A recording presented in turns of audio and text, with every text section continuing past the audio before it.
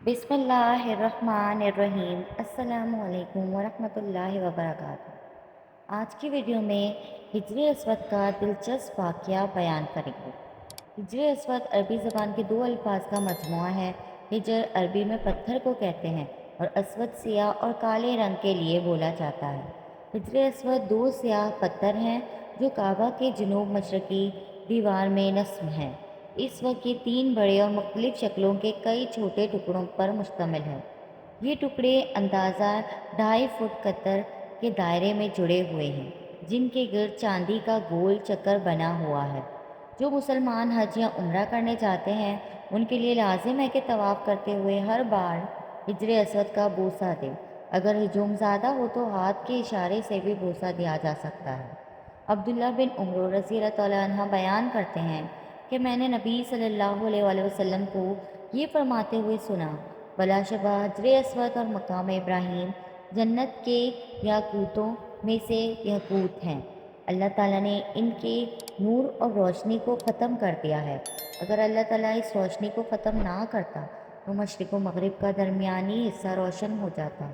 हिज्र Aswad अल्लाह ताला ने ज़मीन पर जन्नत से उतारा है। इब्न अब्बास रज़ी अल्लाह ताला अन्हा बयान करते हैं कि नबी सल्लल्लाहु अलैहि वसल्लम ने फरमाया, हिज्र अस्वद जन्नत से नाजिल हुआ। हिज्र अस्वद दूध से भी ज़्यादा सफ़ेद था, जिसे औलाद आदम के गुनाहों ने स्याह कर दिया है।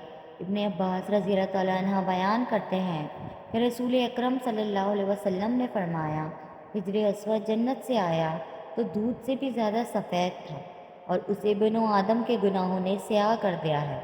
ऊपर गुजरी हुई हदीस पर बाज़ मुल्हिदीन ने एतराज़ करते हुए कहा है कि मशरकों के गुनाहों ने इसे स्याह कैसे कर दिया, मोमिनों की अताअत ने इसे सफ़ेद क्यों नहीं किया। जवाब में वो कहा जाता है, अगर अल्लाह ताला चाहता तो इस तरह हो जाता। अल्लाह ताला ने ये तरीक़ा और आदत बनाई है कि स्याह नगाह हो जाता है और इसके अक्स नहीं हो सकता। और मुहतल तबरी का कहना है कि स्याह रंग में अहले बसीरत के लिए इबरत है और इस तरह के अगर गुनाह सख्त किस्म के पत्थर पर असरानंदाज होकर इसे स्याह कर सकते हैं तो दिल पर उनके असर होना ज़्यादा सख्त और शदीद होगा। हिज्र अस्वद रोज़े क़यामत हर उस शख्स की गवाही देगा जिसने इसका हक़ के साथ इस्तेलाम किया। इब्न अब्बास रज़ी अल्लाह तआला अन्हा बयान करते हैं, नबी सल्लल्लाहु अलैहि वसल्लम ने हिज्र अस्वद के बारे में फ़रमाया, अल्लाह की कसम अल्लाह ताला इसे क़यामत को लाएगा और इसकी दो आँखें होंगी जिनसे ये देखे और ज़बान होगी जिससे वो बोले और हर उस शख्स की गवाही देगा जिसने उसका हकीकी इस्तेलाम किया। नबी सल्लल्लाहु अलैहि वसल्लम ने हिज्र अस्वद का बोसा लिया और उम्मत भी नबी सल्लल्लाहु अलैहि वसल्लम की अतबा में इसे चुनती है। हज़रत उमर रज़ी अल्लाह तआला अन्हा हिज्र अस्वद के पास तशरीफ़ लाए और उसे बोसा देकर कहने लगे, मुझे ये इल्म है कि तू एक पत्थर है, ना तू नफ़ा दे सकता है और ना ही तू नुकसान पहुंचा सकता है। अगर मैंने नबी सल्लल्लाहु अलैहि वसल्लम को तुझे चूमते हुए ना देखा होता तो मैं भी तुझे ना चूमता। सही बुखारी हदीस नंबर 1250। इस्लाम से पहले खाना काबा की तामीर और मरम्मत के दौरान हिज्र अस्वद की तनसीब के मामले पर अरब कबाइल का एक दूसरे पर तलवारें उठा लेना और हज़रत मोहम्मद सल्लल्लाहु अलैहि वसल्लम के फ़ैसले से मामले का बेहतरीन हल निकल आना तारीख़ में वाक़या तहकीम के नाम से जाना जाता है। वाक़या कुछ यूँ है कि खाने काबा की दीवारों की मरम्मत का काम किया गया था, जिसमें कुछ कबाइल ने हिस्सा लिया। मुरम्मत का काम हो चुका, लेकिन जब हिज्र अस्वद को नस्ब करने का वक्त आया तो कबाइल में इख्तलाफ हुआ। हर एक उस पत्थर को अपने हाथ से रखने की सआदत हासिल करना चाहता था। इस मसले ने नाजुक सूरत हाल इख्तियार कर ली। इख्तलाफात बढ़े और एक बड़ी जंग होने के आसार पैदा होने लगे थे कि ये तजवीज़ पेश की गई कि जो शख्स कल सुबह सबसे पहले हरम में दाखिल होगा उसका फ़ैसला कबूल कर लिया जाएगा। दूसरे दिन जो शख्स सबसे पहले हरम में दाखिल हुआ वो हज़रत मोहम्मद सल्लल्लाहु अलैहि वसल्लम थे। आपको देखकर सब ने पुकारा, अमीन आ गया और उनका फ़ैसला हमें कबूल होगा। इस तरह आप सल्लल्लाहु अलैहि वसल्लम हुक्म مقرر کیا گیا۔ آپ صلی اللہ علیہ وسلم نے اپنی چادر بچھا کر اپنے دست مبارک سے اس پر حجر اسود رکھا اور تمام قبائل کے سرداروں کو چادر پکڑنے کا حکم دیا۔ اس طرح تمام قبائل کے سرداروں نے چادر پکڑ کر اس جگہ رکھی جہاں یہ مبارک پتھر نصب کرنا تھا۔ پھر آپ صلی اللہ علیہ وسلم نے اپنے دست مبارک سے اس کو اپنی جگہ پر رکھ دیا۔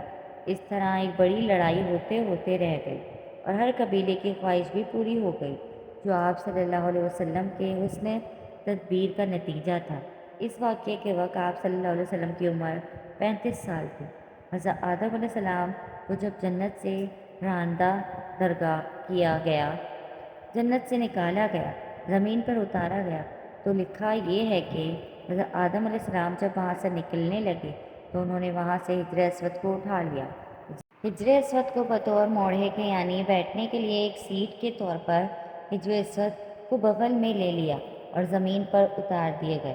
اور دوسری روایت میں آتا ہے کہ جس رات آدم علیہ السلام کو آسمان سے زمین پر اتارا گیا تو اس رات آدم علیہ السلام بڑی وحشت محسوس کر رہے تھے، بڑے مایوس تھے اور پوری اس دنیا میں بھوک کے عالم میں اکیلے رات کو بیٹھے ہیں اور بڑے مایوس ہیں اور وحشت طاری ہے۔ اسی رات میں اللہ تبارک نے جنت کے دو جواہر یعنی ایک حجر اور اسود اور دوسرا مقام ابراہیم اور اس رات آدم علیہ السلام کے ساتھ زمین پر اتار دیے۔ جب صبح کی روشنی پھیلی تو آدم علیہ السلام نے اپنے پاس یہ دونوں پتھر پڑے دیکھے تو آپ علیہ السلام پہچان گئے کہ یہ تو میرے جنت کے ساتھی ہیں۔ تو آپ علیہ السلام نے جنت کے ان دونوں پتھروں کو اٹھا کر اپنے سینے سے لگایا اور ان کو بغل میں رکھ لیے اور اس سے تسکین حاصل کرنے لگے اور سوچنے لگے کہ جنت کا ایک سامان میرے ساتھ آ گیا ہے۔ اس طریقے سے اللہ نے ان دونوں پتھروں کو زمین پہ اتارا۔ اور عجیب بات یہ ہے کہ ایک حدیث میں آتا ہے کہ آدم علیہ السلام جو حجر اسود کو لے کر آئے تھے، اصل میں حجر ایک فرشتہ تھا۔ جب آدم علیہ السلام کو جنت میں اللہ تبارک و تعالیٰ نے بھیجا تو ایک فرشتے کو ان کی نگرانی پر لگا دیا کہ آدم علیہ السلام کی نگرانی کرے کہ جنت میں ہر چیز ان کے کیے ہے، وہ جو مرضی کھائیں لیکن اس درخت کا پھل نہ کھائیں جس درخت کے کھانے سے ان کو منع کیا گیا ہے، تو تم اس کی نگرانی کرتے رہو، کہیں آدم علیہ السلام اس درخت کا پھل نہ کھا لیں۔ چنانچہ یہ فرشتہ آدم علیہ السلام کی نگرانی کرتا رہا تو آدم علیہ السلام بھی محتاط رہے اور جنت کے اندر وقت گزرتا رہا۔ جب اللہ تعالیٰ کو تقویمی طور پر منظور تھا کہ آدم علیہ السلام پھل کھائیں اور پھر آگے سارا ماجرا ہوا، تو یہ تقویمی نظام ہے، اللہ کے ہاں یہ ہونا تھا، یہ مقدر تھا۔ تو اللہ تبارک تعالیٰ نے آدم علیہ السلام سے اس فرشتے کو اوجھل کر دیا، یعنی آدم علیہ السلام کو فرشتہ دائیں بائیں کہیں نظر نہیں آیا۔ تو جب آدم علیہ السلام کو پھل کھانے کا موقع ملا تو انہوں نے آگے بڑھ کر اس پھل کو کھا لیا۔ جیسے ہی پھل کھایا تو اللہ تبارک تعالیٰ کے ہاں ظاہر ہے ایک خاص قسم کا غضب نازل ہوا کہ یہ تمہیں منع کیا گیا تھا تو کیوں کھایا؟ تو اسی ہیبت اور دبدبہ کے عالم میں اللہ تعالیٰ نے اس فرشتے کی طرف دیکھا۔ جب اس ہیبت کے عالم میں اللہ تعالیٰ نے اس فرشتے کو دیکھا ہے تو فرشتہ خوف سے پتھر بن گیا اور وہ حجر اسود کی شکل میں قائم ہو گیا، اور جس کو آدم علیہ السلام زمین پر لائے اس کی تائید ایک دوسری صحیح حدیث میں آتی ہے کہ نبی کریم صلی اللہ علیہ وسلم فرماتے ہیں کہ کل روز قیامت میں جب حجر اسود میدان حشر میں آئے گا تو اس کے دو کان ہوں گے، اس کی دو آنکھیں ہوں گی، اس کی زبان بھی ہوگی، باقاعدہ ہاتھ بھی ہوں گے، گویا کہ پورے ہاتھ پیر کے ساتھ یہ میدان حشر کے اندر پہنچے گا۔ اور ساتھ ہی نبی صلی اللہ علیہ وسلم نے فرمایا کیونکہ حجر اسود اصل میں ایک فرشتہ تھا، وہاں اللہ تعالیٰ دوبارہ اس کو انہیں اعضاء کے ساتھ ظاہر کر دیں گے اور وہاں پہنچ کر پھر دنیا بھر سے جو لوگ ان کو بوسہ کرنے والے ہیں ان کے حق میں گواہی دے گا۔ تو معلوم ہوا کہ یہ حجر اسود ایک فرشتہ ہے کہ دنیا میں جو بھی لوگ اس کو بوسہ دیتے ہیں تو وہ تختی پر نوٹ ہو جاتا ہے کہ اس آدمی نے مجھے بوسہ دیا، اس کے گناہ معاف کر دیے گئے۔ تو کل روز قیامت وہ اس کی گواہی دے گا۔